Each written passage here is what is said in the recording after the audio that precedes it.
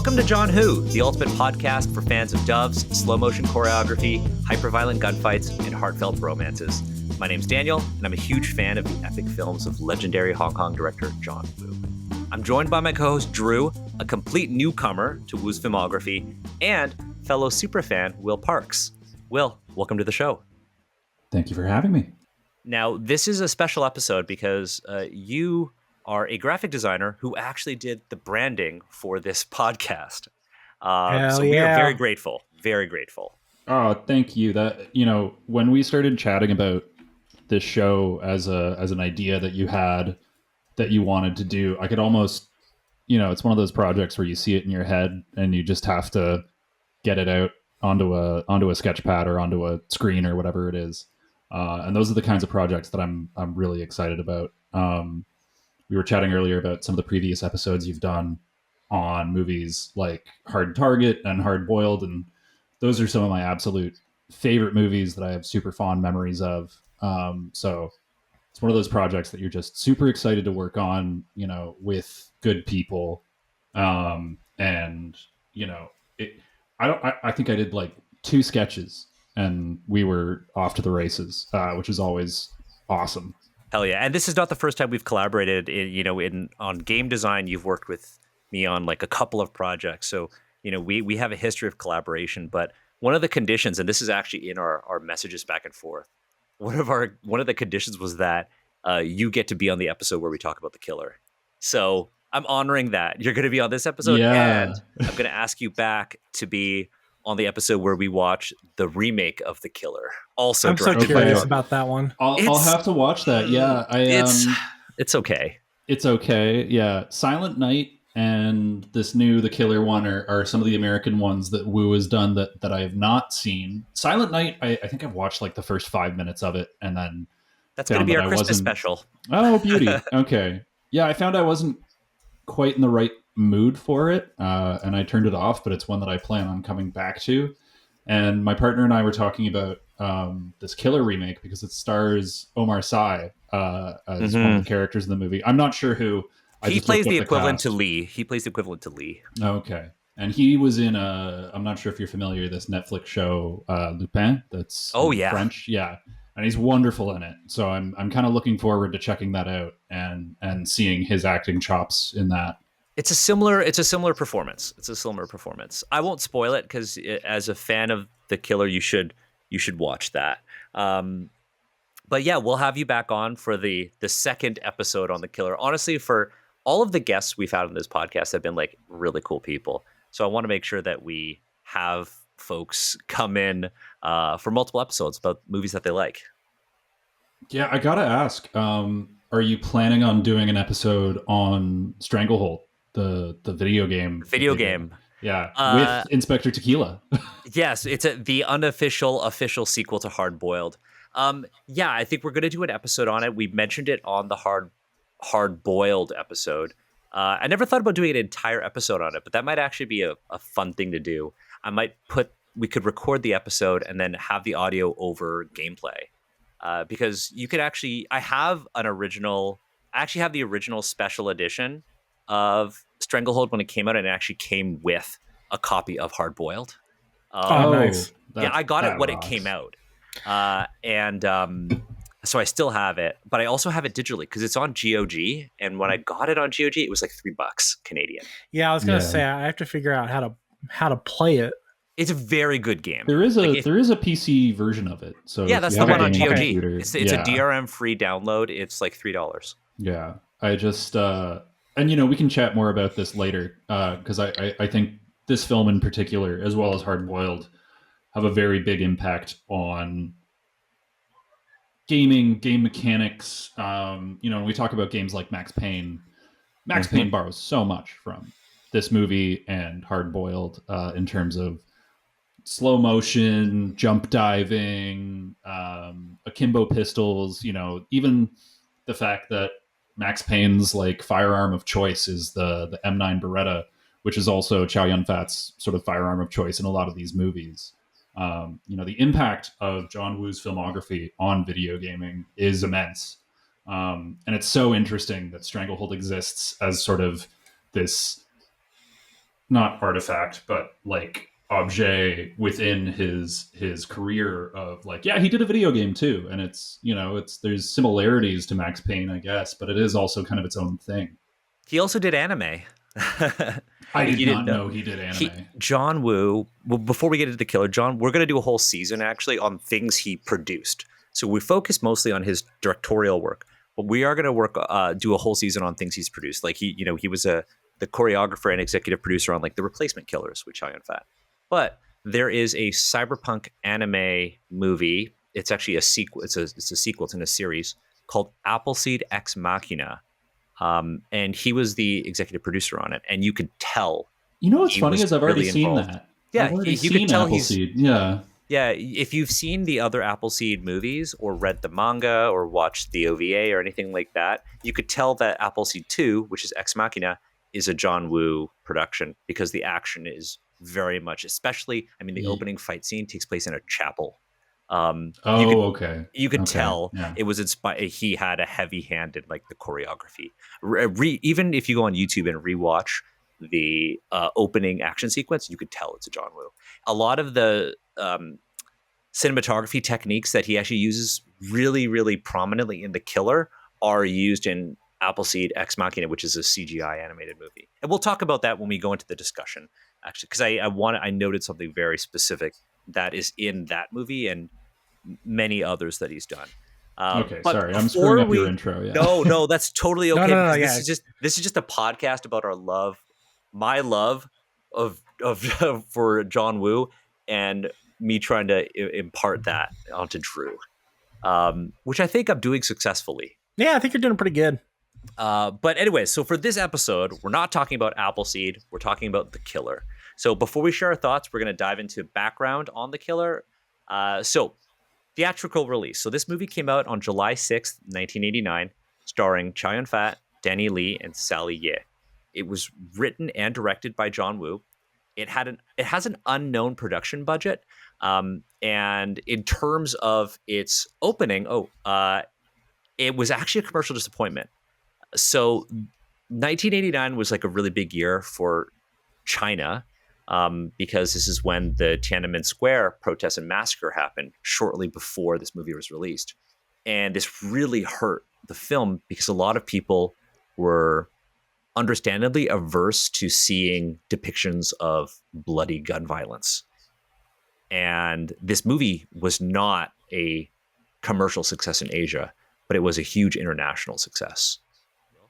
So I think I can explain a little bit about why the production budget is so mysterious. Go for it.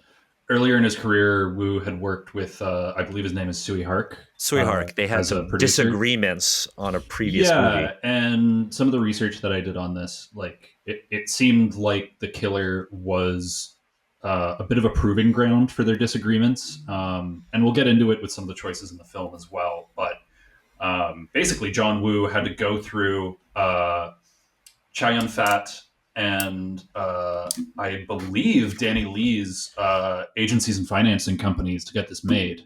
So when you Correct. have multiple sources of income like that from different organizations, yeah, it can muddy the waters in terms of speaking to what a production budget is. It's really interesting because, he had to go through Chow Yun-fat, who was on another production company. But then with Danny Lee, he was actually contractually connected to Cinema City. And so if he was going to be part of it, he would have to have another company called Magnum involved.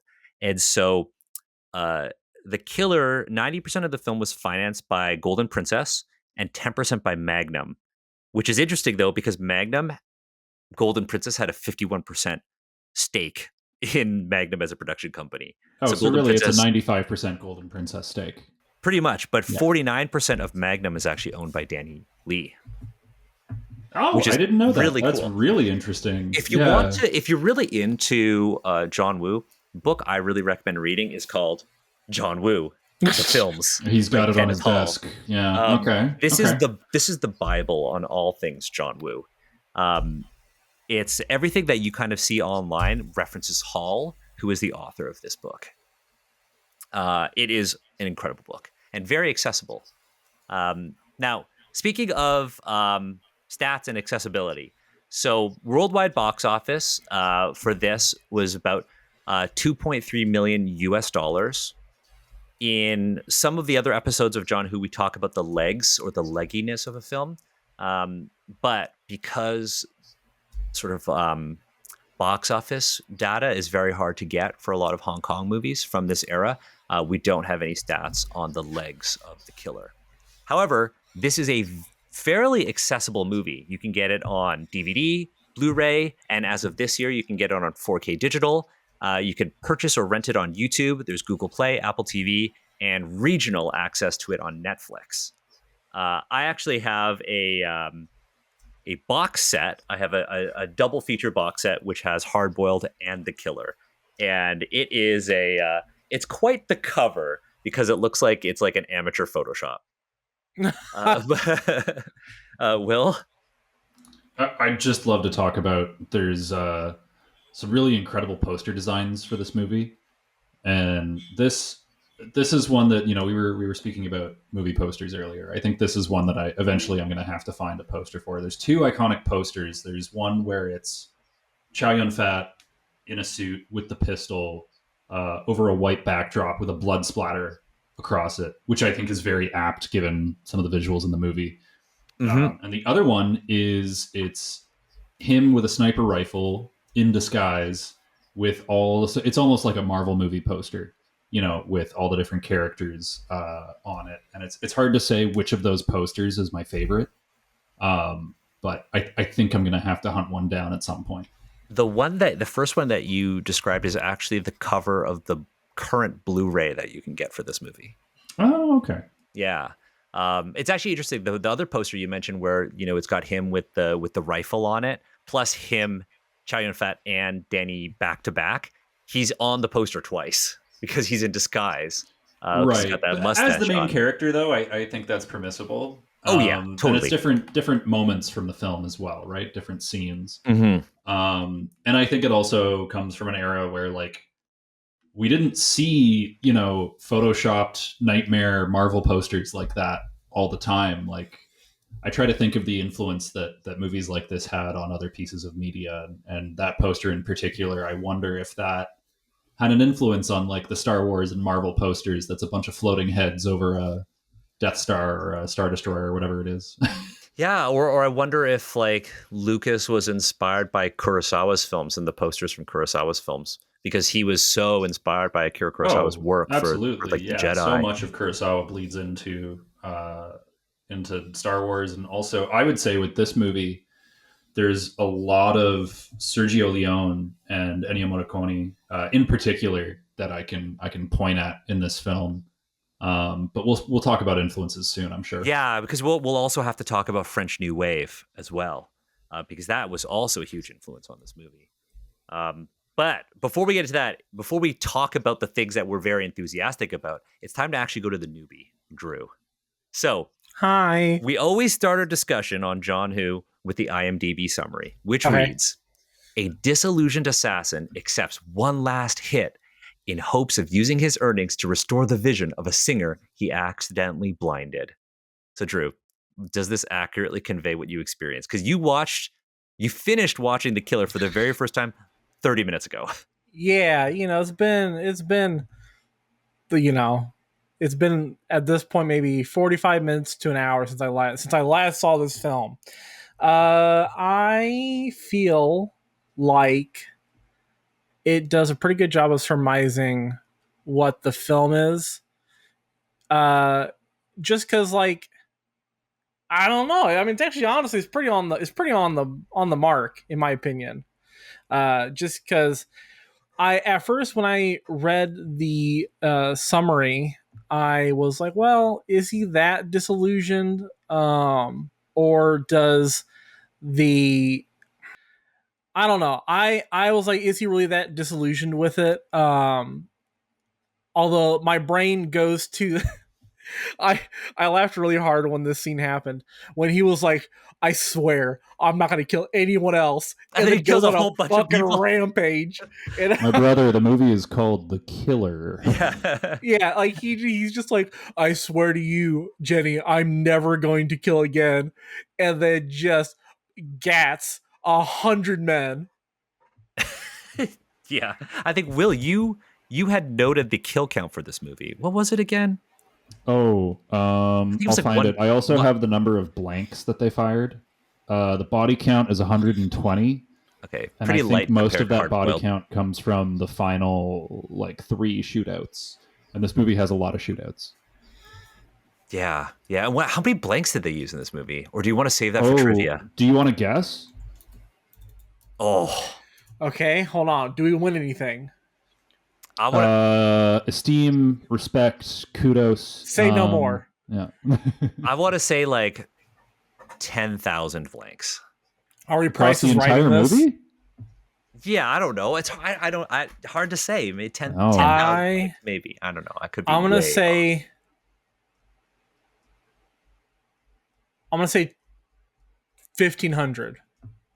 Oh, wow. Both of you are very, very, very low. Oh, Really? Yeah, really? yeah.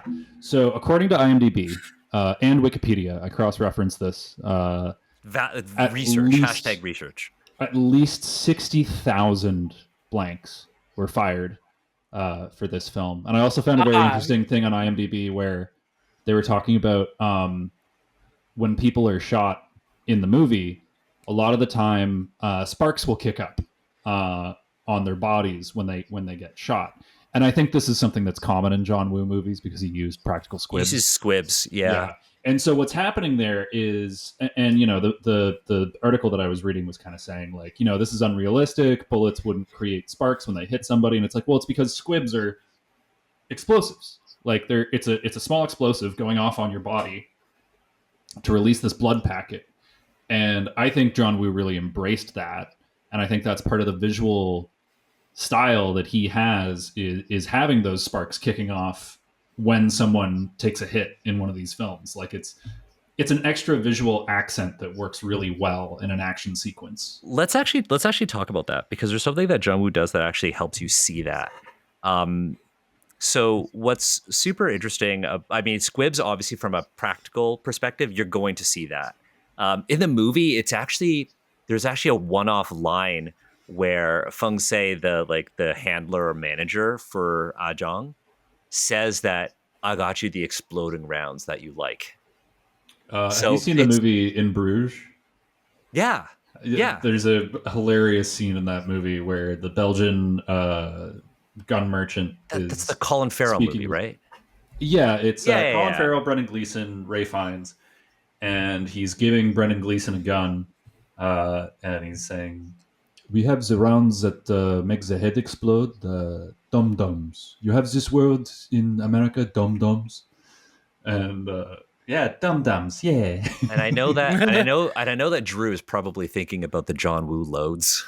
Right you now. know I'm always thinking about John Woo's loads. So this actually came up. This actually came up in Hard Target, in the Hard Target episode, the last episode we did. The armorer who worked on that film worked on a bunch of John Woo's American movies, and he's been very forthcoming in interviews with like authors, and he actually noted for Hard Target they had multiple tests where John Woo wanted the shotgun blast to be more explosive, and they kept testing them on set, and they were overloading the shells to make them super explosive to match what he wanted, and they called them John Woo loads. Okay, just interesting. hilarious. When you said loads, I thought you meant you know, everybody has this thing with action movies where it's like if they're firing a revolver, for instance, you know, reloads, 6 or 8 rounds, yeah, in a revolver, and do they reload realistically? And some movies do it, and some movies don't do it at all. You know, one thing that I found interesting in this movie is that Chow Yun-fat uses I believe it's an MP5 submachine gun in one scene that has a speed mag on it, and by that I mean it's 2 mags clipped together that he can swap one to the other very quickly. But what I find funny about it is in that scene, he actually reloads very slowly. Yeah, well, because they're like magazines kind of connected side to side. It's an MP5K because it doesn't have a stock on it. And he reloads slowly because reloads in John Woo movies are meant to be dramatic moments because they don't reload practically because John Woo treats guns like swords. And so he choreographs gunfights like martial arts fights. So when you have like a martial arts movie where there's like hand-to-hand combat and you see the blows connect. And so what John Woo does is for gunfights, he frames actions and reactions in the same shot, right? So you get these really exaggerated reactions when people get hit because he also employs this like very static camera work. So gunfights feel really visceral. And you don't see that in a lot of Hollywood movies, but there are some notable ones. Like there's the church fight scene in The Kingsman that employs the similar like action reaction all within like fairly static shots, or like John Wick, or even I think one of the greatest Western hitman movies, Collateral. They also do that in Collateral. Mozambique drills. Mozambique, exactly. You mentioned having action and reaction in the same shot, and I did a little research on this. And do you know what the Hays Code is? No, what's that? Okay, so the Hays Code, it's like the precursor to the modern censorship that we have in filmmaking now, which is the MPAA. So the MPAA, if you get a R rating, PG-13, PG, whatever. The Hays Code was basically policy around what you could show in a movie and what you couldn't. So as an example, I think A Streetcar Named Desire with Marlon Brando, that was like a big sort of film that broke the Hays Code, where if I remember correctly, it was you couldn't show a man and a woman in bed together at the same time. There were rules around. Of course not. No, of course not. That's not Christ-like. But we'll talk about Christ later today in this film. Another thing in the Hays Code up until I think the late 1960s, you could not have a shooter and a victim in the same frame. And there's someone named Bay Logan. Bay Logan apparently credits Hong Kong cinema with helping shake up moving beyond that restriction of the Hays Code of having, because obviously in this movie there's a lot of because if that was in Hong Kong, John Woo would be racking up them fines. Yeah, there's shots where Chow Yun Fat shoots a guy and then in the same frame picks him up and shoots him more. It's like it's an embrace. It's very romantic. I mean, that's a thing with John Woo's movies. Like many consider them to be like homoerotic. This movie is so gay. It's so gay. Yeah. The amount of times that both him and Inspector Lee are like looking at each other with the most loving homoerotic look on their faces. Just like the sheer unadulterated, maybe adulterated, who knows, passion for the other person's existence is wild to me. I have a really fun piece of trivia on this, and then a question afterwards. But okay, in the film, Ah Zhong and Li Ying, they have nicknames for each other, right? Because they don't know each other's real names. So I think in the version that I watched, in the subtitles, it's Mickey Mouse and Dumbo. But apparently, the original like spoken language, it translates much easier to dickhead and asshole. Yeah. It's also pretty gay. Yeah. It's supposed to be this like the way I interpret a lot of these, like, because they're very quick friendships, right? It's very similar to like Hard Boiled, right? Tequila and Alan become like very fast allies. Or even Last Hurrah for Chivalry. Or Last Hurrah for Chivalry is even... It's just like instantaneous friendship. Instantaneous. It's like, But the instantaneous friendship is this recognition that you have met a kindred spirit, but a kindred warrior spirit. Because similar to like Last Hurrah for Chivalry, where the protagonists kind of embody John Woo's idealized sense of the Yosha character trope, that like wandering vigilantes type hero, the sort of like equivalent to like the Ronin in samurai media. You could see these here, right? They're both characters who there is this duality. They're both on opposite sides of the law, but they come together because they're both like betrayed by the system that they operate in, right? Lee is extremely similar to Tequila. He hates working with like the bureaucrats above him. And, you know, at the end of the film, he certainly feels betrayed, so much so that he kind of leaves that life behind him. And Ah Jong is literally betrayed by the system that he operates in, right? Because that is Yeah. the core sort of element of the movie, is that everybody's going after him. And so you see Lee being drawn to Ah Jong out of respect for his work, right? But also later on out of respect for his character, like his sense of honor and duty, right? And that's why they're drawn together so Absolutely. fast, because it's like Yes. They have they're a similar code connected. of ethics Yes, in exactly. in many ways. You know, they're on opposite sides of the law, but they value similar things. And as time goes on, they get closer and closer. Can I, before we move on, can I ask my question? Of course. And this is more about sort of the homoeroticism that's present in John Woo's movies. Is which audio did both of you watch this with? Was it with the English dub or with the original? Cantonese. Acted performance, Cantonese. Yeah. I watched it with the Cantonese. Okay. Same. Okay.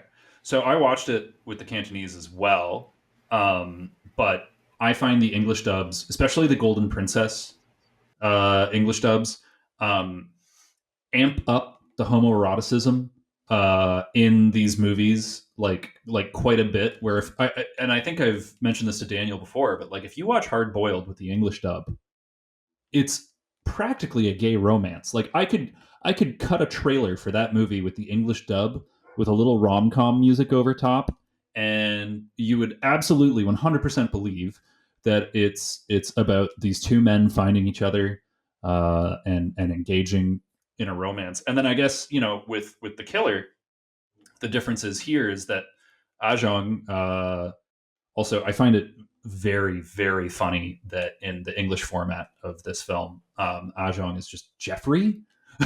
That's intentional. That's intentional. Is it? Okay, we'll get into that in a minute. But we've got the character of Jenny, right? Who is this um, female character, and I also have a lot of trivia about Sally Yeh, who plays Jenny in this movie. Mm-hmm. And speaking of dubbing, you know, I just like to touch on this briefly. I noticed watching the Cantonese audio version of the film that the dubbing for her singing was really rough. The lip sync between the music and her on screen is really, really, it's the poorest dubbing in the film. And so I had to look into it because I was so curious. I didn't know that Salier was actually a very popular singer. And she is singing, you know, what you hear in the movie is studio recordings of songs that she's singing. And yet the dubbing is just really weak for whatever reason. But she's a super popular singer. She received the Hong Kong Female Singer Award at the Jade Solid Gold Music Awards 4 years in a row. So Wow. This movie came out in 89. She won it 1990, 91, 92, and 93. So the 4 years following the release of this film. And she's also been in a ton of movies. You know, I'm struggling to think of like a Western actor or star that has had a similar trajectory. Like I was kind of rolling around in my head as Music like, to acting. yeah, I mean, one could say Lady Gaga in a way. I was sort of thinking like, what if you put, you know, like Rihanna in a movie? She was in like Battleship. this? She was in a ton of stuff. Rihanna. I think the only I think one that you could point to is like Rina Sawayama when she was in John Wick 4. Oh, that's a really good one. I think that's her than, first. yeah. That's her first acting credit because she was primarily like a singer. Isn't she in the Mission Impossible movies now, or am I thinking of the wrong person? I don't know if she's in Mission Impossible because I just know that she's just done the one movie that's John Wick 4. Yeah. Okay. But that's like another comparable one. I mean, we're gonna talk more about Cantonese music and John Woo. One of the things that I got to see recently was the original score for A Better Tomorrow. I got to see the original sheet music for it when I was in Vancouver Oh, because amazing. Canto Pop and Joseph Koo is huge for the diaspora. And I wonder, personally, I wonder if the choice to use Cantopop for the movie contributed to at least a part of its, I guess, appeal elsewhere. Because John Woo originally wanted this to be jazz. He didn't want Cantopop. Yes, and Sui Hark fought that Yeah, and said it should be city pop. And I think Sally Yeh, who plays Jenny, was like caught up in all of this as well because it's her vocal performance in, especially in the first half of the film. It's a lot of her vocal performance. yeah. Yeah, already being used to I say 3 or 4. How many movies have we done so This is far? our fifth 4? one for the Fifth podcast. one? I was actually surprised coming off the backs of of sorry, I made myself laugh. Uh coming from like Hard Boiled where it's so jazz heavy and seeing like Chow Yun Fat in another not similar in terms of the story, but similar themes, similar ideas. It was actually kind of weird for me to like not hear jazz, But as soon Yeah, as he lit up that harmonica, I was like, okay, I see. yeah. We'll talk when we do sort of the trivia segment. We'll talk a lot about like where you could see like Sui Hark and like John Woo. We're gonna watch a movie later on, Drew. We're gonna watch two in a row. We'll do A Better Tomorrow and A Better Tomorrow 2, and those two films kind of serve as precursor to The Killer. Oh, Uh, okay. but the Killer is very much John Woo's vision, and there were a lot of creative differences between the two, and Sweetheart didn't really want to be involved in The Killer or didn't like it because it was like, it's about a hitman. Um, I really love this movie. I like it a lot. I think it very much feels like a dark wuxia movie because it is about a hitman, but I also think the Sure. cinematography is incredible. I think the movie is full of symbolism. Like this is the first John Woo movie that I can think of, if you're looking at his filmography in order, at least to memory, where religion is so heavily implied or is featured so heavily in the film. Yeah, I mean, the movie essentially starts and ends in a church, Yeah. and there's just doves everywhere. Yeah, this is the first movie where dove symbolism is first used by John Woo really heavily. I actually wanted to get your thoughts on this. I've been waiting until this movie because I'd love to know your thoughts on like the use of like religious symbolism in this movie. Right? It starts in a church, like you said, it ends in a church, but you see them cut to like the cross over and over again. Yeah, when I was watching it, I mean, the idea of a religious killer is not a phenomenally unique idea, right? There's so many like killers throughout cinema and also just I think entertainment in general. There's so many like assassins and things like that that are religious in some way. They have some sort of like religious code or religious inspired way of doing things. But I thought it was curious to like, it's like the one place where his humanity is still like attached to him, you know, and where things go wrong almost is like when his job, like the part that sort of dehumanizes him, which is that being an assassin, the violence is when it goes wrong in the very beginning of the film, not with a gunfight, but with his sort of friend and agent bringing the job into the church, into where he kind of Oh, prays and conducts his own personal, I guess, religious ceremony or introspection. And that may be reading too much into it. But in my opinion, that was just kind of where things that's where the line kind of started to fall apart for him, and it almost could be seen as like bad luck, which then leads to what happens to Jenny. Oh, that's interesting. Can I have a bit of a did you know here? Go Sure, go of for course. it, man. Anytime. You're really flipping the trivia segment. No, it's Oh, all okay. good. Go Okay, for it. well, No, good. go for it. Go for it. John Woo's family were Protestant Christians, and they faced persecution during, I think it's Mao Zedong's early anti-bourgeois purges. This is after the Communist Revolution in China, so that's sort of why John Woo came to Hong Kong. Was his family fled to Hong Kong during the Communist Revolution, but also He actually wouldn't be a filmmaker if it weren't for the church. Did you know yeah, that? yeah, that's crazy, isn't it?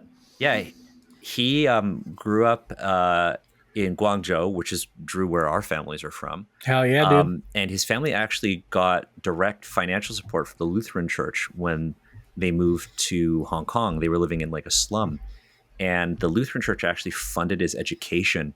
And he was so grateful for that, he actually thought about entering the clergy, but the ministers advised him to actually stick to the arts. And if they had just taken him in, he wouldn't have become a director. Wow. The other thing I wanted to point out is that a lot of the Christian imagery in this, and there's other influences that I can speak to that are in this movie, but John Woo is a big fan of Scorsese, and he specifically referenced Mean Streets as a very large influence on this movie, and there is a lot of Christian imagery in Mean Streets as well, and so I think there are some parallels in the theming of religion in both of these films, in that, and not to sound too Christian about it, but like Chow Yun-fat's character is a criminal. He's a killer who comes to church and prays, and is welcomed by God. And so part of it is that all are welcome. God welcomes all, right? So, there's a statement about Ajong in this film and how sort of he comes to church. And I think in one of the first scenes as well, he's speaking with his handler and he says, I like the tranquility. I like the quiet. I like the peace. But at the same time, John Woo is saying something about God here. And he's saying that even Ajong and his handler are welcome in the house of God. Yeah, that's interesting. And I never thought about, that makes total sense. I saw the parallels with like a lot of the sort of Western sort of like gangster movies. But I never thought about your point, Drew, where bringing that work into the church causes everything to go wrong, even if symbolically. Yeah, because I would understand if it's like, oh, this happens a lot, but they didn't really frame it like this particular interaction between him and his handler happens a lot inside that church, because the handler, his friend, walks in and it's treats it like it's the first time he's ever met Ajong in the church, right? Otherwise, Yeah. I feel like he wouldn't necessarily ask that question, because if he had already been in there before, he would have asked that previously. Right. What about the scene where they're pulling the bullets out of Ajong's back and he's like gritting his teeth and looking up at the cross in pain? Yeah, again, not necessarily to get too Christian about it, as someone who was born and raised in the church, brother, there's certainly an idea of like giving one's pain and suffering up to Christ in order to be delivered from it, and finding solace in the pain and the misery that one feels, whether that be like physically or mentally or spiritually. There's certainly like that angle that perhaps John Woo is going for. That was something that I thought about when I was watching it. I thought it was interesting. There's also the destruction of the Virgin Mary, right? There's a statue in the Church of the Virgin Mary that gets blasted with blown a shotgun. up. Yeah, and that's a very powerful visual as well. From when you consider, New Testament religion of, as a visual symbol, what does that mean? Is that the downfall of the heroes? Is that their virtue and their faith being tested, and not their faith in religion, but maybe their faith in their ability to survive this and get out with Jenny It's a very interesting visual, and kind of the climax, or one of many climaxes in that final shootout. Also, I have to correct myself. I asked if Rina Sawayama was in Mission Impossible. It's not Rina. It's Palm Clementif. Oh yeah, who is in Guardians of the Galaxy? Exactly. I don't know why I made that confusion. Usually, I'm pretty on top of. I don't think you like said that. it. You asked. You asked, and Yeah. I'm pretty sure I said that. Yeah. She wasn't, So just to clarify, it was Yeah. Palm Clementif, but Rena is fantastic in John Wick 4, and Yeah, that for whole first movie role. is, incredible. But John Wick 4 is in my top 5 films I've ever seen. Yeah, Drew's never seen John Wick 4. It's in my top 5. Theoretically. Drew has only seen John Wick 1 and 3? Nope, 1 and 2. 1 and 2, okay. 1 and 2, okay. But my top 5 action films are John Wick 1, 2, 3, and 4. And then, like, I don't know, there's a 5th one out there somewhere. So my controversial opinion is that franchise only gets better. I love every John Wick movie, but in my opinion, it just ramps up. And 4 is such an incredible crescendo to that whole franchise. If you've never, just on the quick note of John Wick, if you've never like watched John Wick and then tried to interpret it as a wuxia movie, try doing that. It makes it really, really interesting because John Wick is a wuxia franchise, whether people realize it or not. It's got wuxia in its DNA. The themes, the way the world, the logic of the world of Assassins is straight up just wuxia, dark, gritty wuxia with guns. So Will, if next time you watch John Wick, think about like the wuxia genre and how that manifests in John Wick more and more as you go on. Not to expose too much of a blind spot, but like I don't know a whole ton about wuxia like fiction myself, so that's something I'll have to dig into. We'll talk later. Yeah. It's our new podcast. That's unexplored territory. Wuxia, our new podcast. I was going to say Wilsha. Putting me through the meat grinder of wuxia. That's gonna be. Got to go back even farther. I would love that. John Woo's done one wuxia movie, and that is Last Hurrah for Chivalry. Last Hurrah for Chivalry. Okay, it's not a super good movie. It caused him to go into a creative slump, a 7-movie creative slump after that one. But it's heard that cool the killer, and he did another film called Bullet to the Head. Mm-hmm. Apparently, those 2 films are John Woo's favorite films of his own. Yeah. Sorry, I cut you off. I know that for the killer. No worries. I was gonna go into a different topic because I had taken down some notes about the movie. And then Drew, when you mentioned the sort of like the suffering in the face of God, you said something like that, right? Sure. I had written down that John Woo with the storytelling for the killer really puts an emphasis on the effects of a hitman's job on every aspect of their being, right? Because he's taken like the formula of a police procedural and then slapped it on to the world of assassins. So you see like the business, right? You see how, he gets paid. You see how he gets his gear. You see how he gets his assignment and stuff like that. But then you contrast this against an elite professional who becomes too compassionate, right? So when Jenny is blinded in the opening gunfight, Ah Jong finally sees what he's become. It's like they trade vision, right? He is blind to the world, but when he takes somebody else's vision away, he finally sees how bad it is. And I think this is related to what the title symbolizes too, because it doesn't just literally symbolize who Ah Jong is, his profession, but also things that are symbolically killed by his amoral sort of line of work, right? He takes away Jenny's vision and her innocence. It destroys his friendships and his soul. Sure. Yeah. Huh. I meant to say this earlier when we were talking about the Hays Code stuff. With the character of Jenny, like, there's like a quasi-romantic relationship going on there, and I guess I want like a gut check from you both of like, is that a romantic relationship? Like they don't, there's no physical romance it's all sort of not camaraderie, but it's verbal. Like it's mostly verbal romance. It's hard to say whether or not it's a legitimate relationship, because I think one of the themes that Kenneth Hall talks about in John Woo the films is this theme of role playing or performance.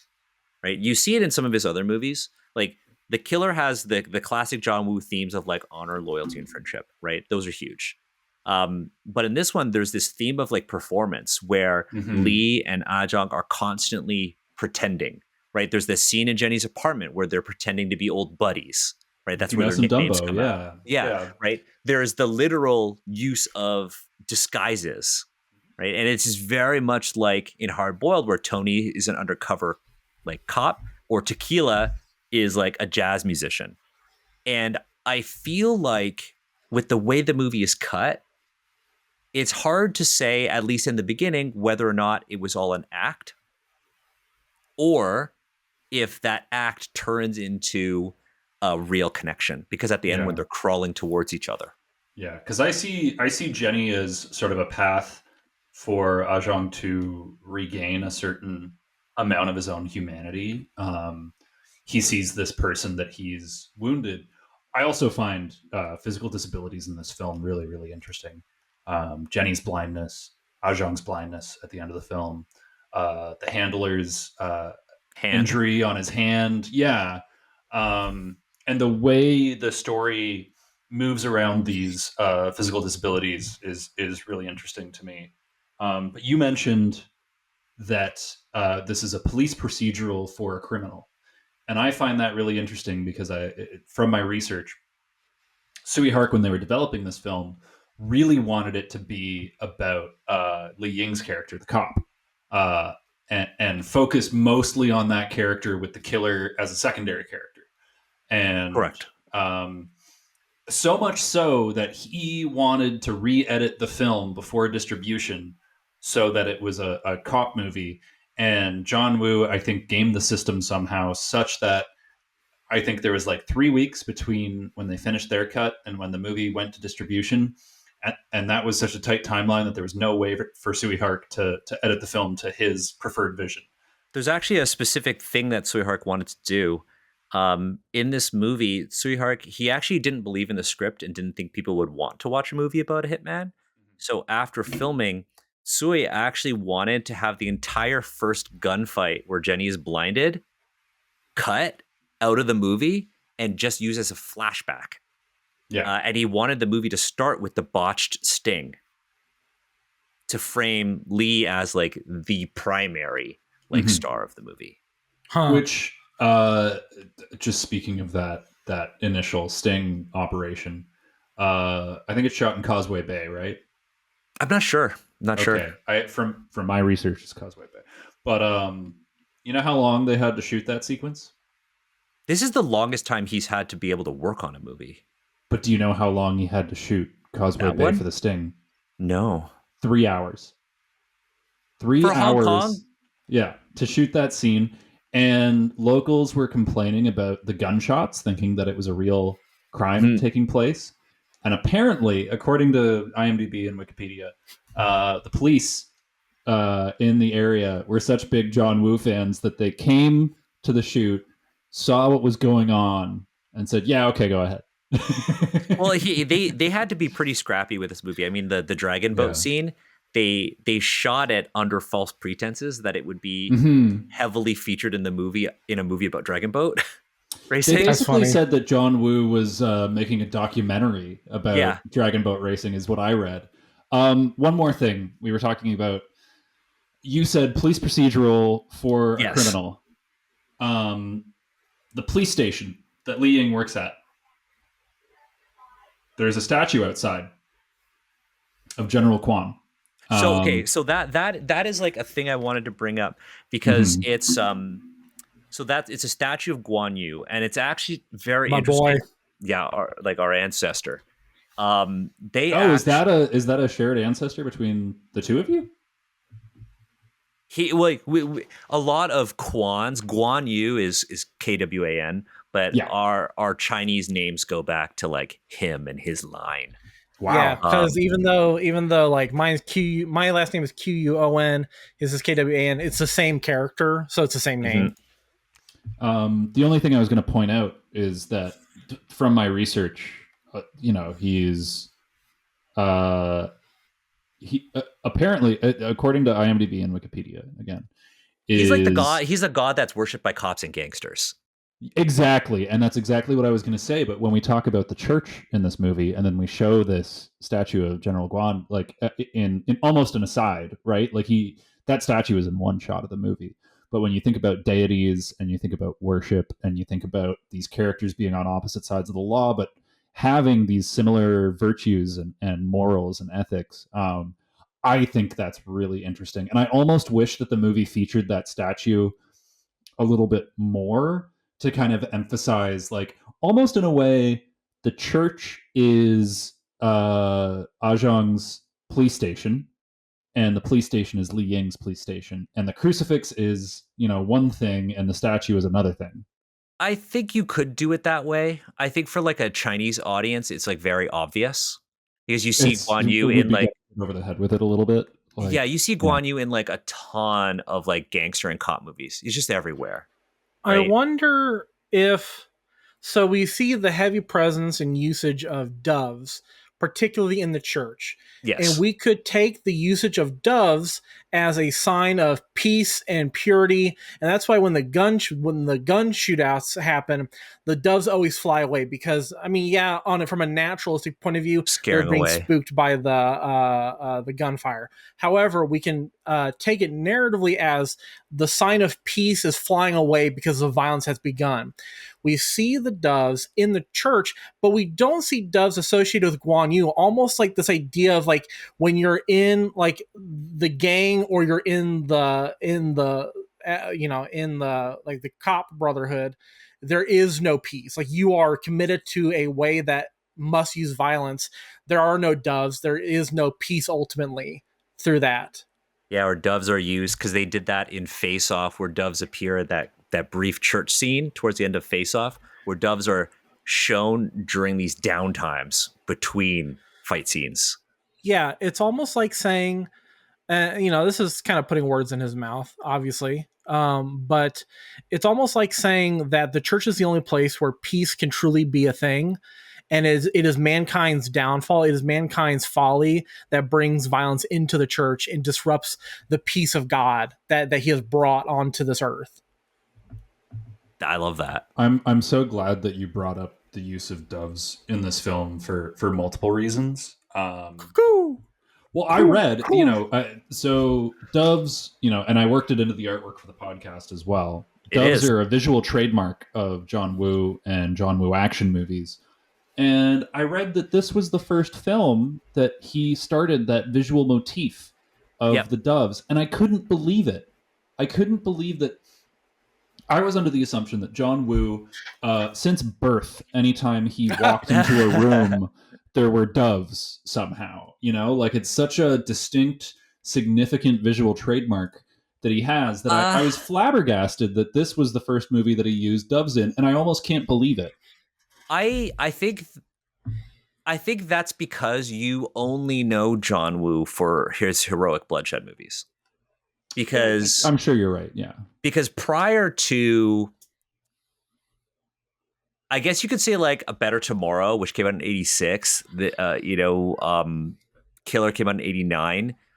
John Woo's filmography prior to heroic bloodshed was all wuxia and martial arts.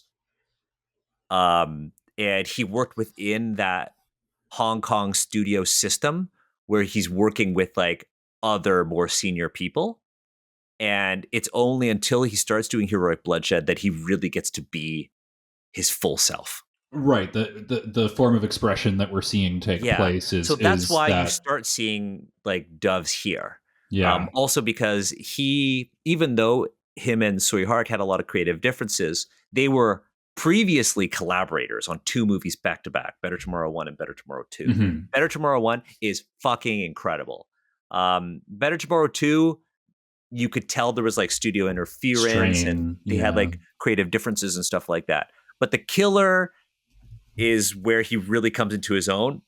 And then, of course, in Bullet in the Head, and then Hard Boiled. Yeah. And But I'll also say, yeah. like, Hard Boiled is probably the movie that I know John Woo the most for. And it's, not to go through my letterbox top 4 right now, but my letterbox top 4 is Hard Boiled, The Matrix, Ghost in the Shell, and The Scarlett Johansson one. No. I think it's actually Andrei Rublev, if you're familiar with that movie. I If you am haven't seen not. Andrei Rublev, come over and watch it sometime. He's a 15th century icon painter who's losing faith in God and losing faith in himself, and it's him rediscovering his faith. It's the guy that directed Stalker. I'm blanking on it right now. Stalker, like the Stalker based on the novel. Yeah. Right? Like Stalker, like Shadow Chernobyl Stalker. Exactly. Yeah, exactly. It's Andrei Tarkovsky. That's a very interesting movie. Very interesting. And Andrei Rublev is similarly like very, very well done. But all that being said, The Killer, in my sort of like memory of John Woo films, I remembered it as being, unfortunately, lesser than Hard Boiled, because Hard Boiled has this incredible shootout in the hospital that's a oneer. The shootout in the sort of garage is incredible. And rewatching it this week, I gotta say this movie is much, much, much better than I remembered, and I enjoyed it so much more on a rewatch. And some of the dialogue and the quotes stood out so much more to me. I don't think you should watch this and Hard Boiled like back to back because it's a disservice. I think they're two different. I think they're two different movies. Fair enough. And again, this is just sort of like the personal bias element, but like my prior memories of The Killer, I was like, yeah, it's, he blinds a girl and he's gotta like get right with that, and there's a few shootouts, and then rewatching it, like there's so many iconic shots and framing. Some of the dialogue is so witty and sharp. All of this to say that on the rewatch, I appreciate this movie so much more. I think he's far more experimental with his cinematography than in Hard Boiled. I mean, one of the things that Drew, you and I talked about with Brandon for the Hard Boiled episode was that it was like two movies in one. It feels like two movies in one. Mm. Yes, yeah, I remember that. Yeah. I think with The Killer, it's a far more focused story, and More what I actually like maybe, about it is that it's got that tragic ending, but also just like the way he filmed it is just different from Hard Boiled. Hard Boiled's got all the John Woo stuff, right? It's like, like very, very stable camera with exaggerated gunfights. But there are things that he does in The Killer that I think are really cool. Like, maybe, you know what? Maybe, no, I'm just going to bring it up now. This is when we talk about the highs, the woes, and the oh-no's. I would say that this might be my high or my woe. No, this is my woe. So, no, I think this is my high. The opening fight sequence where there's that bar shootout that results in Jenny getting blinded. If you watch it back over and over again, like I have, you notice some like really interesting things. So in the bar shootout, he knocks on the door, and then the guy goes and answers the door, and then he shoots the guy, right? Right. It's and really then interesting spins around and jumps back. Well, there's more to it though. There's more to it though, because that fight scene tells you everything you need to know about John Woo's style. Because leading up to it, as Ah Jong walks into the bar, you get these slow-mo shots, right? You get these slow-mo close-ups that isolate all of the characters, so you know who to track when the action starts. You know the location of all the characters. Not even just the location, just who to focus on, right? But then there are other things that he does, like the guy, his target, is only filmed using a long lens up until the point where Ah Jong has his pistol pointed at his head. It's very interesting how he's very specific about the lenses he uses. But anyways, as he goes and kills the guy who opens the door, you get two different angles. It literally starts with like a high angle at regular speed, and then it cuts immediately to a low angle slow motion shot to basically create movement in a static scene, but also to emphasize how violent that is. The guy answers the door and he shoots him twice. And then if you watch it again, as he dives into the room backwards, he's like accelerating and decelerating.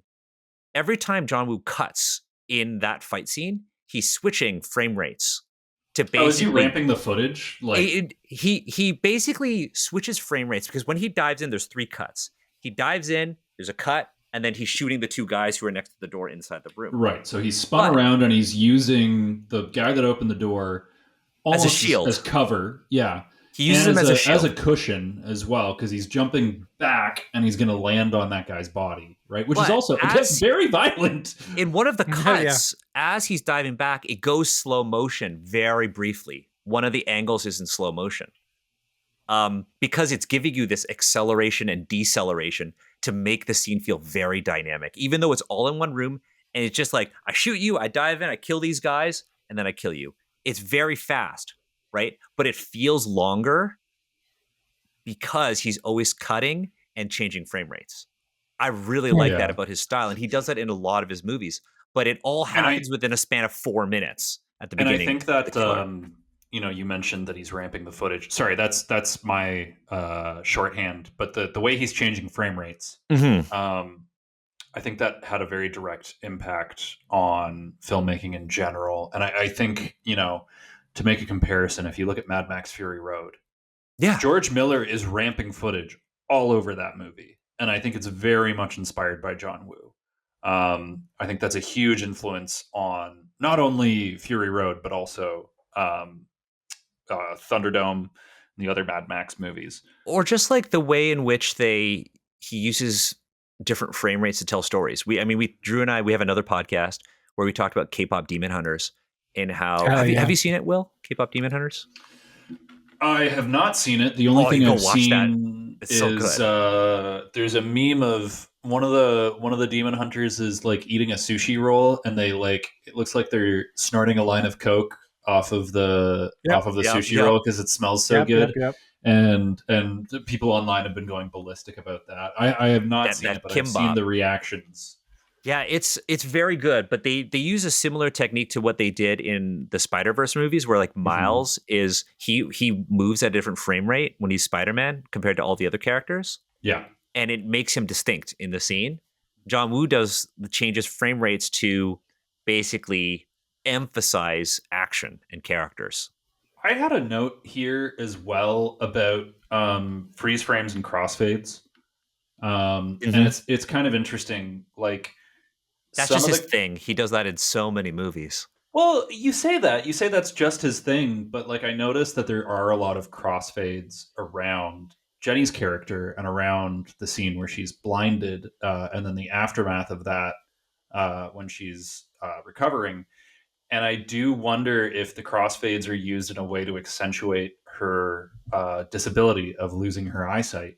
And also, does it accentuate her femininity in a way? Because we have these action sequences, which are, the height of masculinity, and there are no crossfades. It's hard cuts from shot to shot. And then in scenes where Jenny is present, suddenly there's much more crossfades or dissolves in the edit. And the other thing that I wrote down is when they freeze frame and crossfade, and there's a couple of these in the movie, there's also a lot of freeze frames. Ahjong and Li Ying look at each other and they freeze frame on their smiles to, show the camaraderie and show the brothership between characters, which I love. Like, I think it's great. But I wrote down, there's a very specific episode of The Sopranos where Carmela, Tony's wife, is talking to he's either the school teacher or the principal at AJ's school, and she's just slept with the teacher, and they get into an argument, and she walks away, and it freeze frames, and it crossfades to Tony doing something, if I'm remembering the episode correctly. And I wrote down in my notes, they do that in the movie. There's a freeze frame and then a crossfade. And I wrote down, what is this, a Sopranos episode? And then upon further inspection, it's like, is that little beat in that Sopranos episode, is that actually them referencing John Woo? Like, is it? Do I have it the I other way hard to around, I don't and it's know. actually a reference?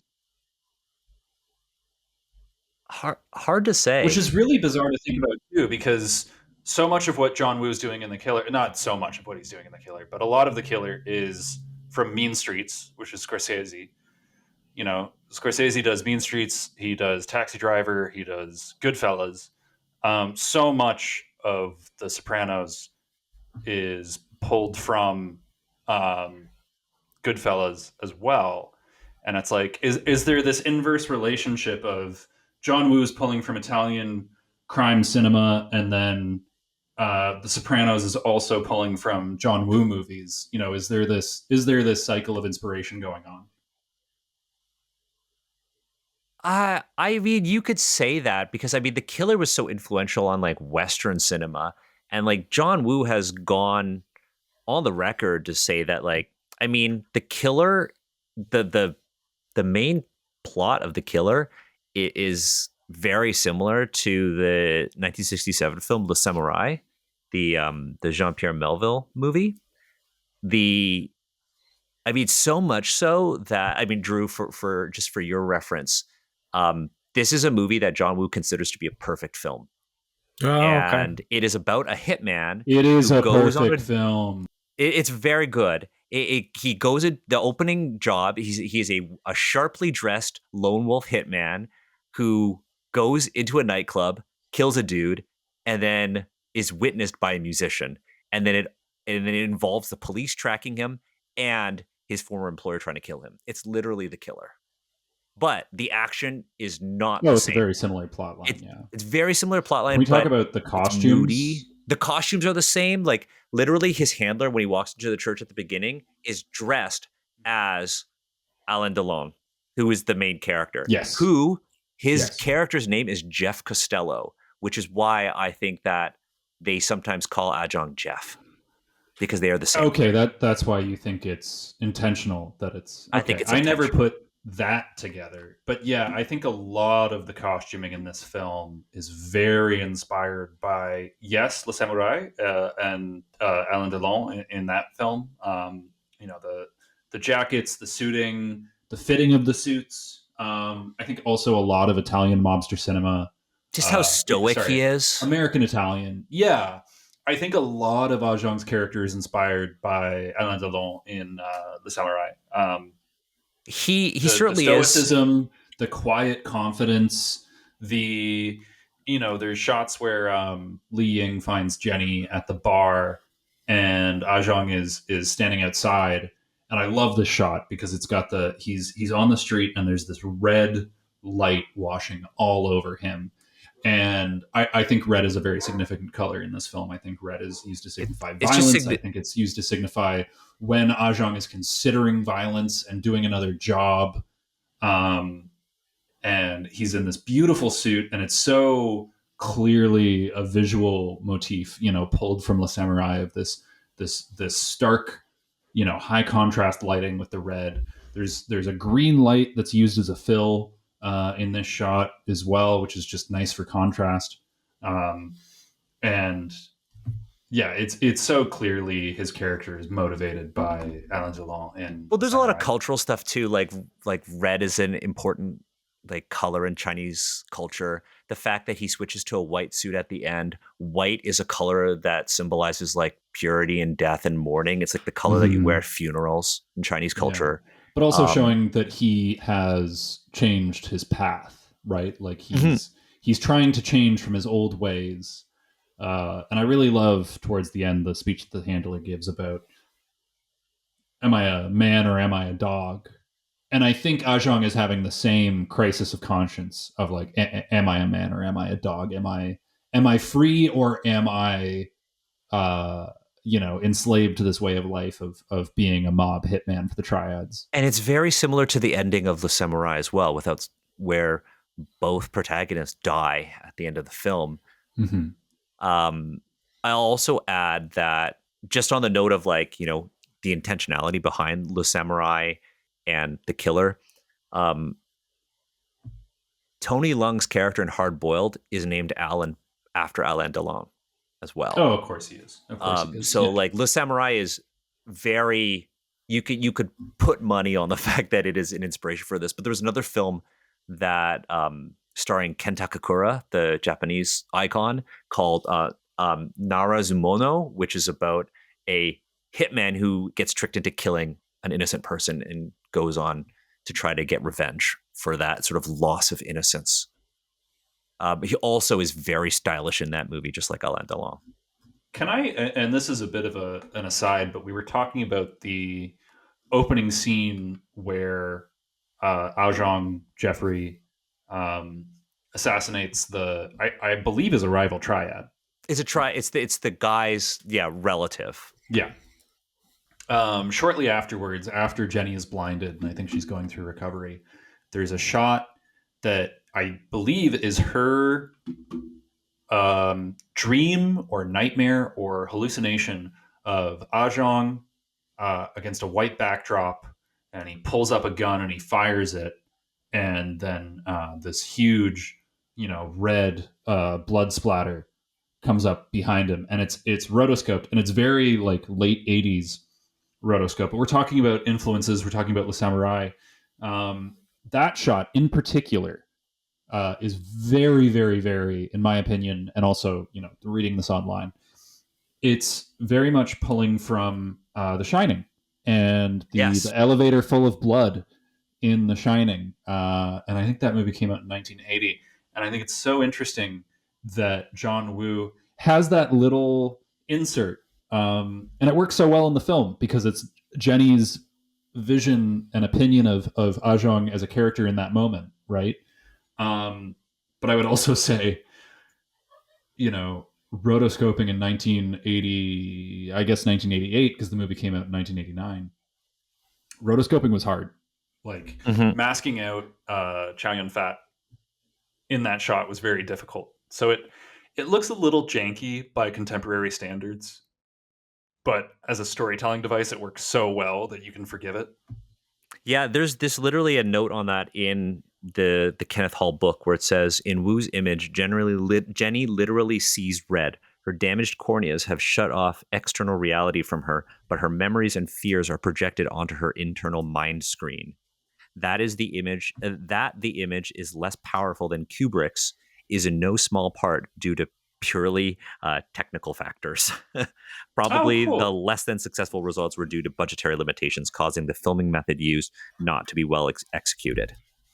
To be fair, though, I don't think it's, sure, it's a matter of budget, but it's also just a matter of what technology was available at the time. Like, you work in Photoshop now, and your ability to mask and roto elements and subjects in a photograph are so powerful. I mean, from a technical perspective, like the DVD menu for The Killer and the edition I have, there's like, it's like a montage. Drew, you'll find this hilarious. I took a video, I'll send it to both of you, but there's like a montage of all these action scenes, and they've added in 3D bullets that look like they're coming through the screen.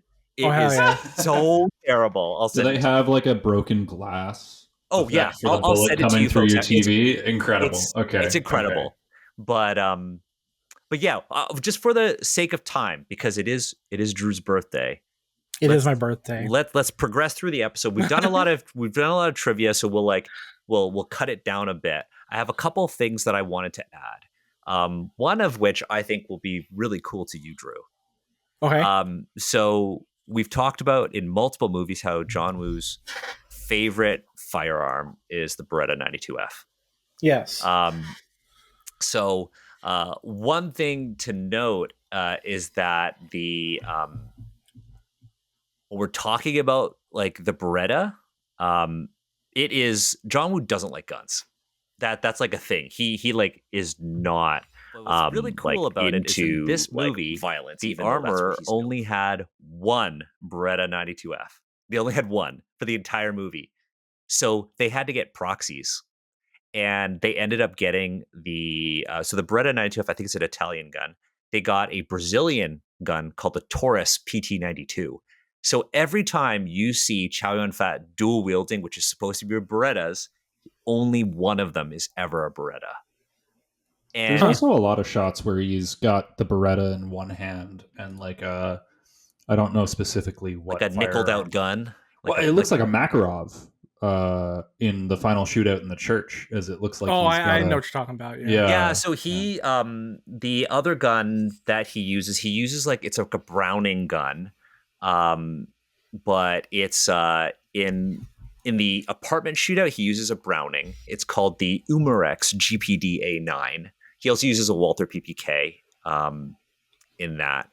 But he uses this Taurus, this Brazilian gun in a lot of the really close-up scenes. So in the scene when he is holding the gun to Feng Sei's head after he's betrayed him, you know how he spares his life? It's a really, really clear shot of the pistol, and that is not a Beretta in that scene. Which is like a very, very interesting thing because John Woo's favorite gun isn't being used in these highly, highly emotional close-up scenes. And you could only tell if you look at the slide. It's the easiest way to tell.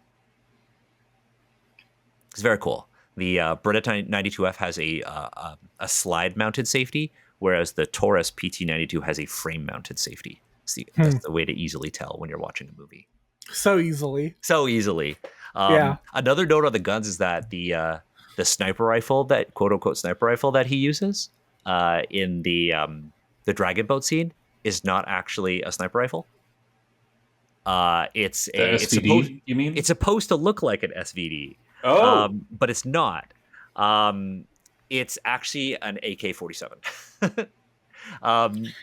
It's a mock-up. So if you rewatch it in like, or if you just go to Drew and I, our favorite website, imfdb.org, the Internet Movie Firearms Database, that gun is supposed to look like a Dragunov, like an SVD Dragunov, but it's actually a Norinco Type 56, which is like a Chinese AK-47. And they've mocked it up to look like a Dragunov. But you could tell because it just very much looks like an AK when you finally look at it. But it's if you neat think about it, though, that makes perfect sense for the setting. Yeah. Like, I think if he is a hitman, you know, in the 1980s, and he's firing a Chinese rifle that's been modified to be more of a long range rifle, that makes perfect sense. Well, it's not that his character has modified an AK. It's the fact that in production they couldn't get an SVD Dragunov. It's supposed to be a Dragunov, but they couldn't get access to one, so they made an AK look like a Dragunov. You know what I love about that scene too is you think about, oh, how is he going to hide the gun? He just drops it in the water. Yeah, and the thing he drops into the water is an airsoft gun. Oh, I also found through research in that scene he's wearing a bandana around his hand. Yes. And the reason for the bandana, you know, you would think it's to cushion the rifle because it's a long range shot over the water. You know, you're on a boat, there's lots of movement. He was actually shooting another action movie at the same time and cut Tiger his on hand. Beat. Yeah, and cut his hand. And the bandana was a bandage for that cut. And he just went from one shoot to the next. So that's you know, when you talk about timing for an actor, that's how tight his timing was. That I don't think he even went to the hospital between shoots. Well, he did that. He worked on this because of his friendship with John Woo. But I also think that they incorporated that bandana really well into the story because I actually noted that every time an innocent person is kind of caught in the crossfire, he gives them a scarf or a bandana. So at the beginning, Yeah, he I wraps thought a it was- scarf around Jenny's eyes, and Yes. then the bandana, he actually uses it on the little girl on the beach. Yeah, to pad her wound so that she doesn't bleed out. Yeah. I do find it very neat. funny that Jenny held onto the scarf from when she was blinded, because when Ajahn goes to her apartment, he picks it up, like he examines it, and you know, this woman is dealing with a disability. She's blind. Maybe she can't tell. It's still covered in blood. Oh She yeah, doesn't know. it's still gross. Yeah. I have one other piece of trivia, and I actually have two. First one is a quick one-off. Is that John Woo actually originally wanted Ajahn and Jenny to have a prior relationship before the start of the movie. Like there was an established relationship, and that this accident would feel a lot more personal for him. But I'm actually glad that they didn't do that, because it would mean that prior to the film, he's got more of a heart. And it isn't the accident that kind of puts him down this path of becoming a better person. My second thing is that there are actually two cuts of this movie. There is a Taiwanese cut, which is about 130 minutes. It's actually between 124 and 136 minutes. And there's a lot of extra dialogue, but no additional action. And then there's the Hong Kong cut, which is 110 minutes, which is John Woo's preferred version of the film, which is likely the one that both of you've watched. It's very cool.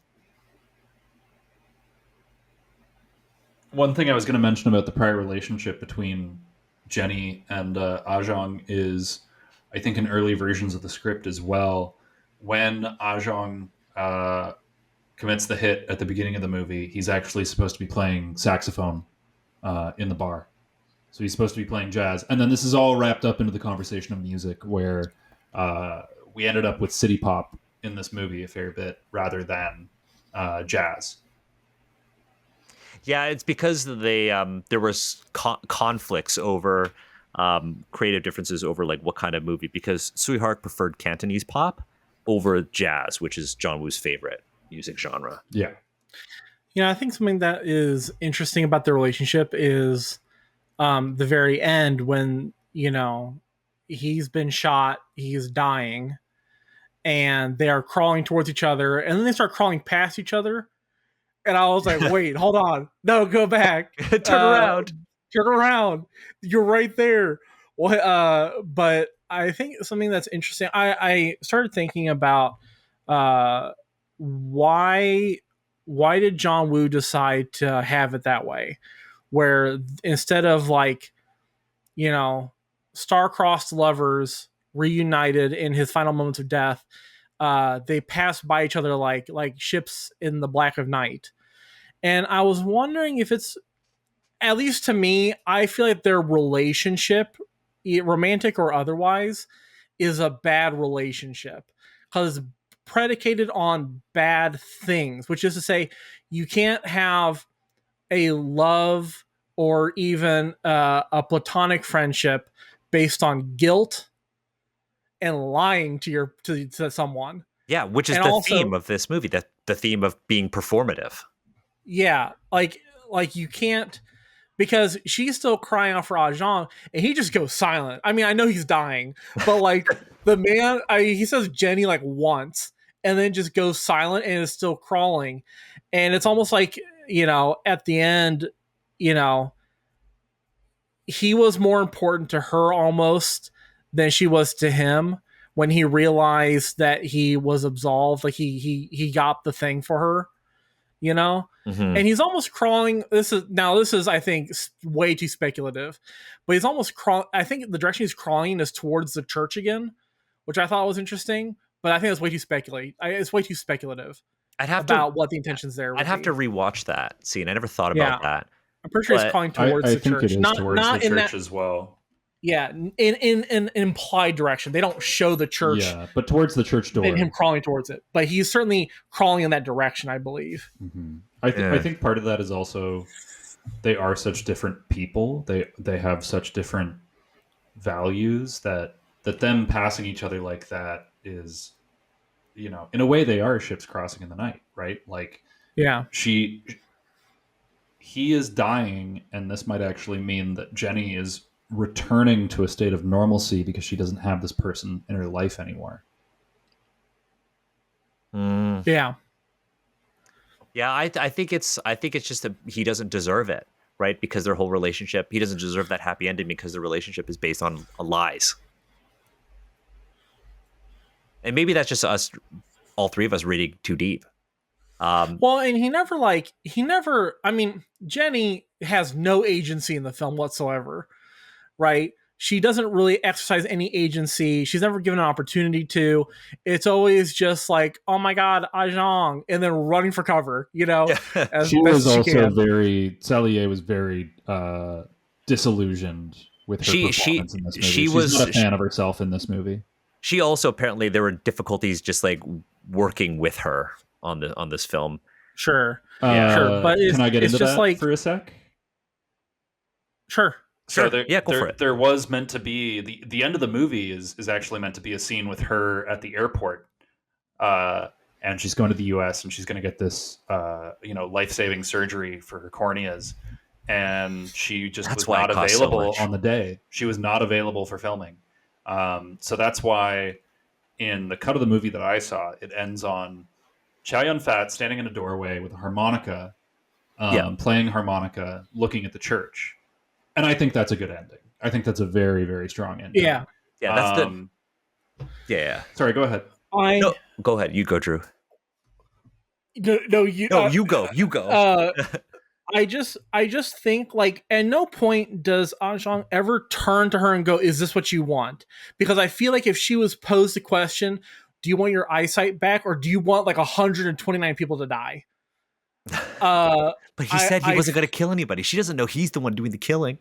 Yeah, I mean, but like, I just feel like if posed that question, she'd probably say no. She'd rather not have people die, or even from the perspective of like, no, I don't want you to be involved in this anymore. Mm. It's better. It is better to be blind. And this is putting words in the character's mouth, but like, I wonder what she would say when faced with that kind of decision. But she's kind of stripped of that decision-making power. Well, she has very throughout the little film. agency because she never has the whole game laid out in front of her, right? She doesn't know that much about Ajong like throughout most of the movie, and then suddenly the climactic gunfights. Sure. Like she's thrust into multiple gunfights as a blind person who all she knows is that Ajong is trying to help her regain her sight. Like for the better part of the movie, she has no idea that he is who he is. Because Jong-woo just uses her as a way of bringing Ajong and Lee together. That's the role he wrote for her in this film. Yeah, honestly, I think it's kind of unfortunate. Like, it is. I think that Jenny could be a much more interesting character, and could reveal more of Ajong's humanity if used in a different way. And like again, like I can understand why the actor that played Jenny ended up saying like, yeah, like I'm not proud of that performance. So why don't we talk about unless you want to add something to this, Drew? I was going to say, why don't we go to the highs, the woes, and the oh-no's? I was just going to say it almost as it was if she was able to pose the moral quandary of like, hey, I don't want you to do this, out of guilt. I don't want you to do this and get yourself into more trouble. I don't want you to put your life at stake or to harm others just for me. It would almost heighten the tragedy of his actions.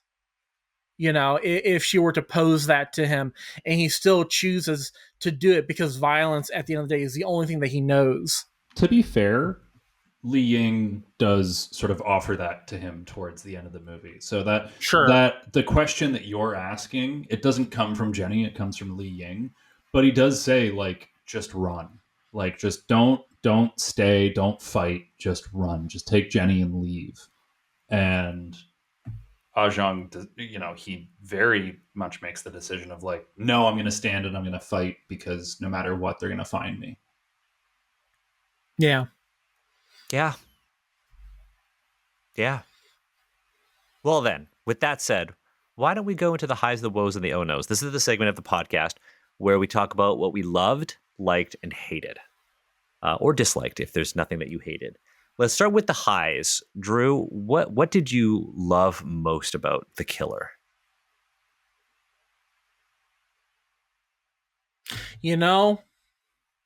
I think, I felt like it told, so like, I actually like this movie more than Hard Boiled. And I think it's because it told a more concise through line of a story. Whereas I wasn't as big a fan of Hard Boiled because of our discussions of like it feeling like it's like two different movies kind of crammed into one. Like it's kind of a couple different things at the same time in a way that at least in my brain didn't mesh as well.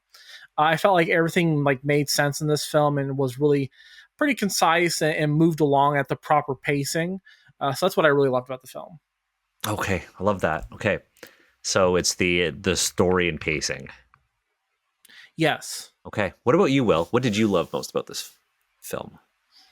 Um, there's a lot to love. It's a really wonderful movie, and as I mentioned earlier, like I came into it with maybe low expectations on the rewatch, and then was really pleasantly surprised.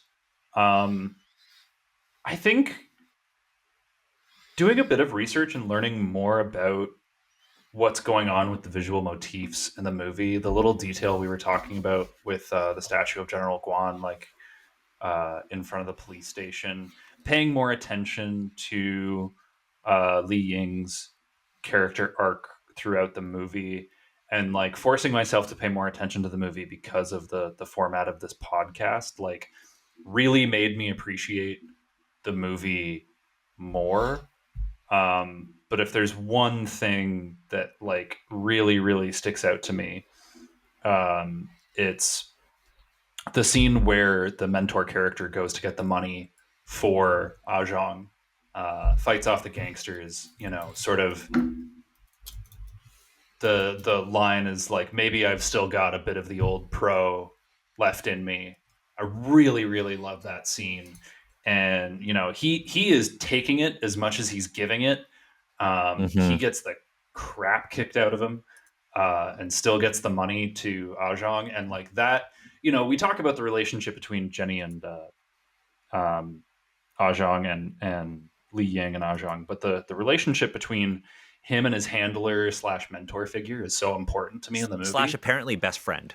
Yeah, yeah. So maybe I'll leave it at that. My answer is the relationship between Ajong and his handler really, really shines for me on this watch of the movie, and I love the handler character. He's so amazing, and that the Yeah. back to back of him saying, you know, maybe I've still got a bit of the old pro left in me, and then when he meets up with Ajong, the you know, the am I a man or am I a dog? You know, thinking so lowly of himself, and then in a way sacrificing himself, but getting Ajong to kill him as the end of their relationship is so powerful. Yeah.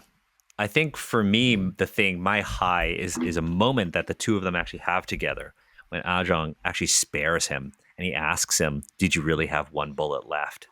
And I thought that scene was so cold. Like I loved that scene so much. And it Um, foreshadows what happens later too, right? exactly, Where you still have a bullet exactly, left. I do. Uh, is so strong. You know, in contrast to that prior scene. exactly. So then, next thing, Drew, what was your whoa? What was a whoa moment for you? Okay, so I thought a lot about this. My Hmm. woe is actually where he does shoot his friend, Okay. because it's the first time in a John Woo film that I was like, oh, I could cry.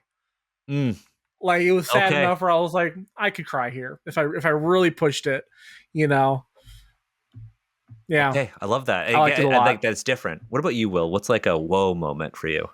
I think the biggest woe for me was I took so many notes while I was watching this movie about, oh, I really love this shot. I really love the framing. I really love the lighting. I really love, you know, what's going on camera. And then later doing research, I found out that John Woo doesn't really storyboard anything. No, he does not. Yeah, he doesn't do storyboards, and that's my woe. Is it's insane to me that you get the lighting and the photography and the composition that he has throughout this film. The entire movie is gorgeous. It's an incredibly well shot movie. So the fact that he doesn't do that stage of pre-production blew my mind because personally, you know, I do video myself Hmm. and editing, and I'm a strict storyboard person. Like I as much planning as I can do, I like to do. So I think it's very interesting that John Woo is. I think he described himself as a painter with action, and I think it's incredible that he has that creative muscle, that he can put together such strong action sequences sort of on the day, just talking with the actors and figuring out what he wants to do. That's like a thing in Hong Kong. They do that in Hong Kong Okay. action cinema. I Yeah. didn't know that. Yeah, at the time. It's hard to Yeah. choreograph a lot of the things that they do. But I Or they mentioned, take a really long time to perfect certain shots. yeah, I mentioned Fury Road earlier, right?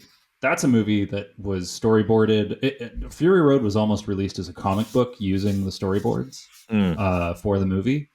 And you think of strong visual filmmaking. Fury Road is very strong visual filmmaking.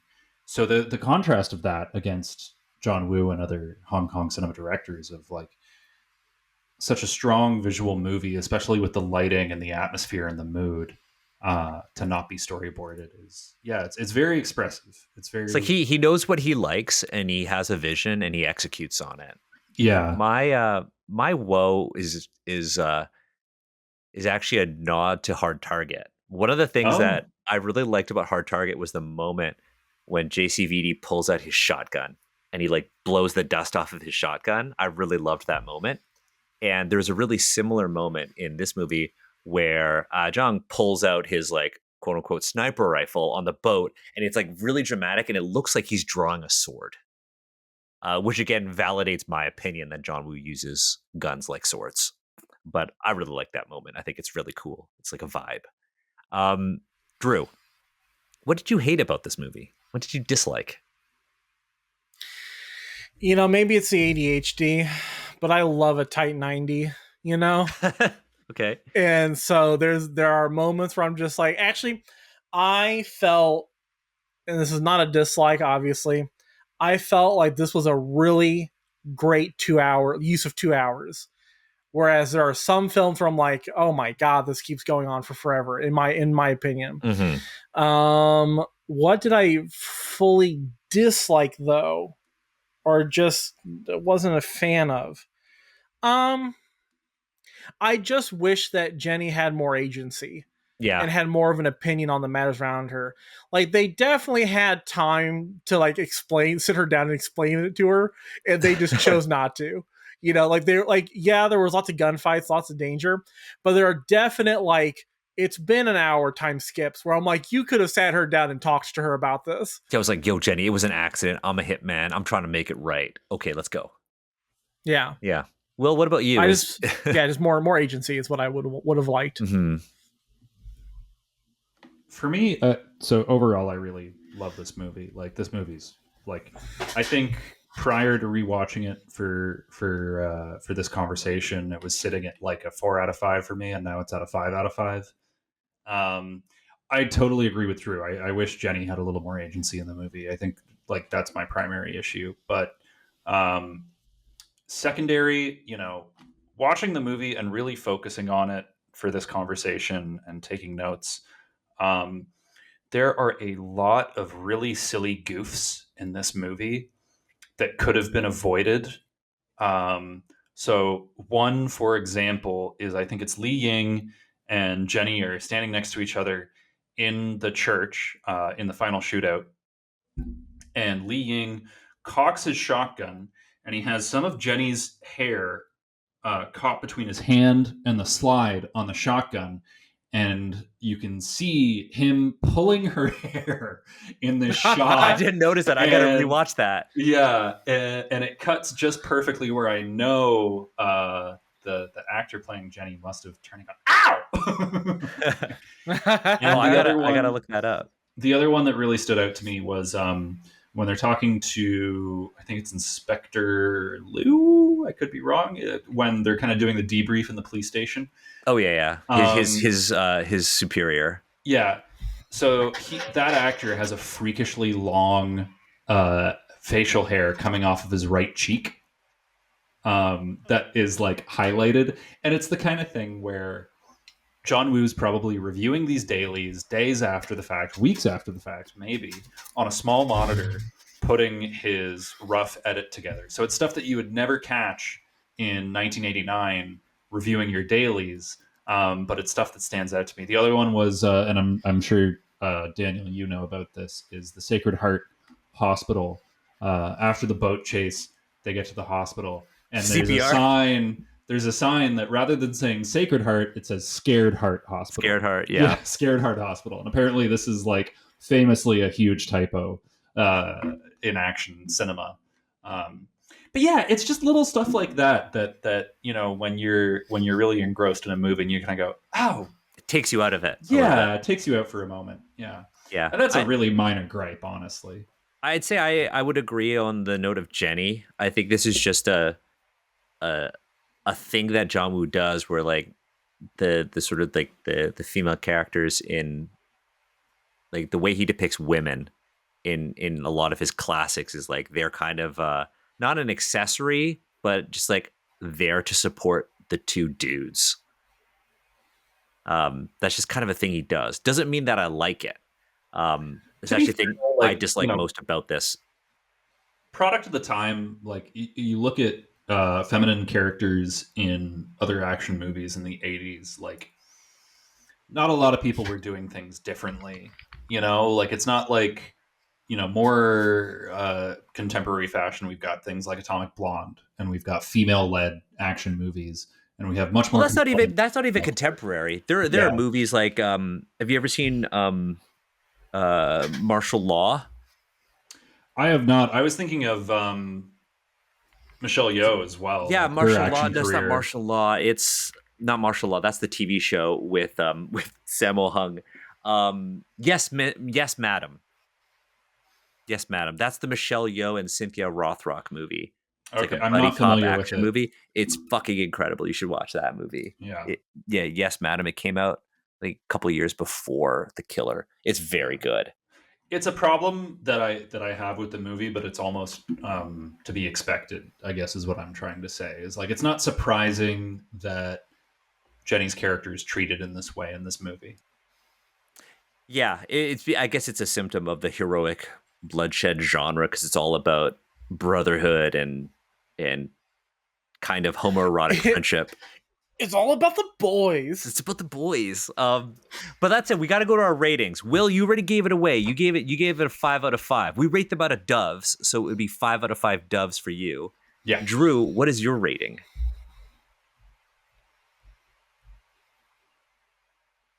I'm gonna go with a 4.5. I think it's my highest of the season. This is your highest of the series so far.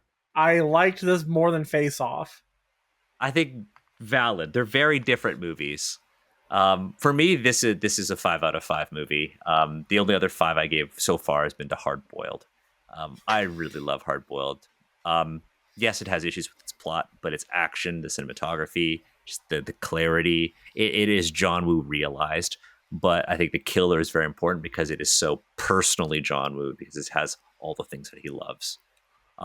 And last thing we need to do is we need to come up with an official John Woo tagline for The Killer. There was not a tagline for like the movie when it came out, so we need to come up with a tagline, Drew.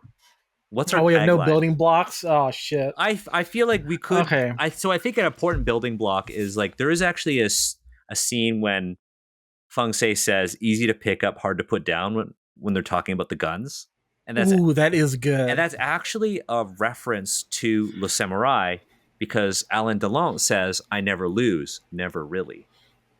So perhaps our tagline should follow that format.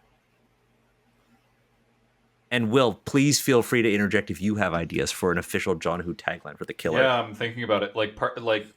I want to like very sarcastically say like, I don't want to kill anyone ever again. I hope I can achieve that, and then just gunshots in the background. Once a killer, always a killer. Mm-hmm. Once a killer, always a killer. Yeah. Using it twice in the same sentence. Love is blind. Ooh.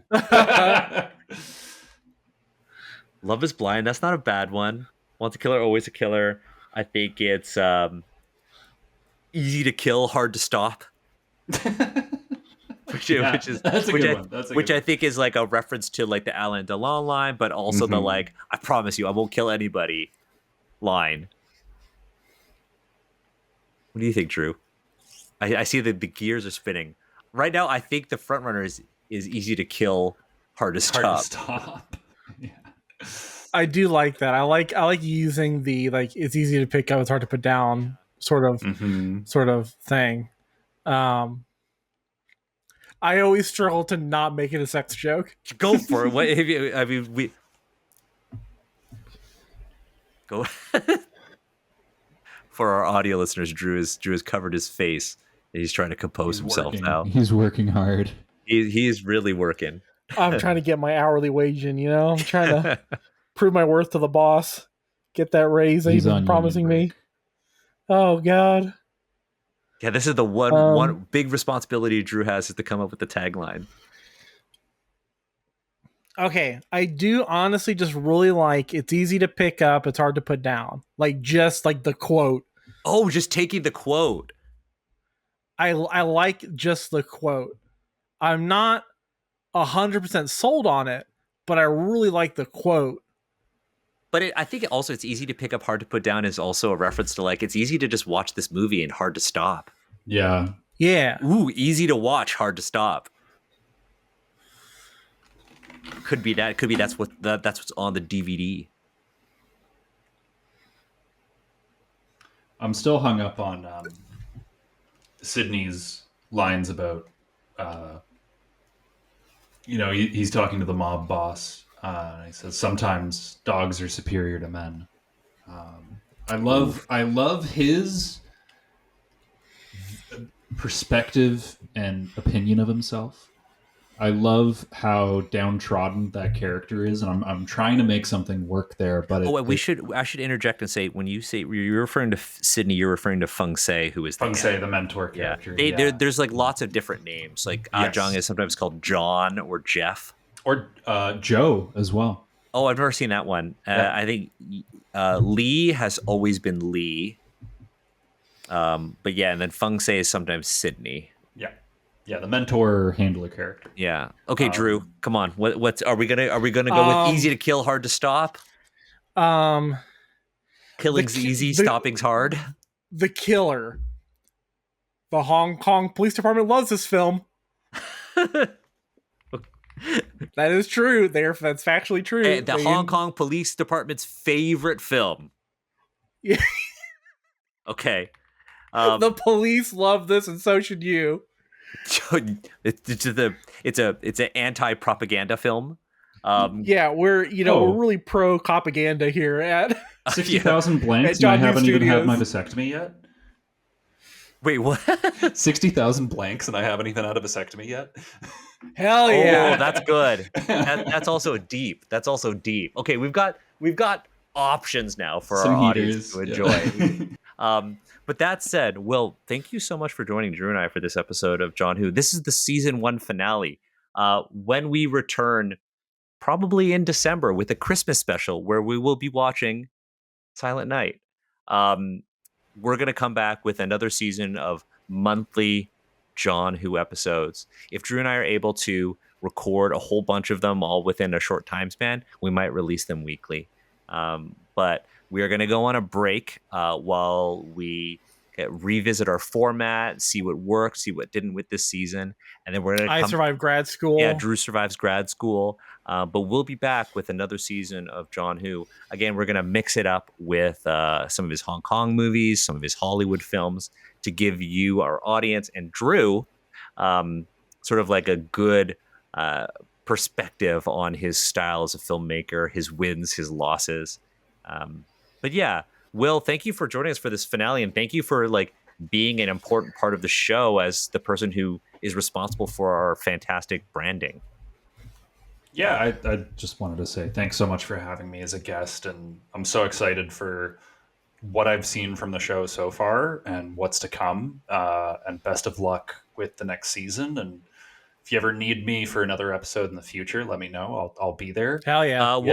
I've already listed you as the guest for The Killer 2024. Yes. Yeah. I would love to be a part of the Silent Night conversation as well if you have an opening.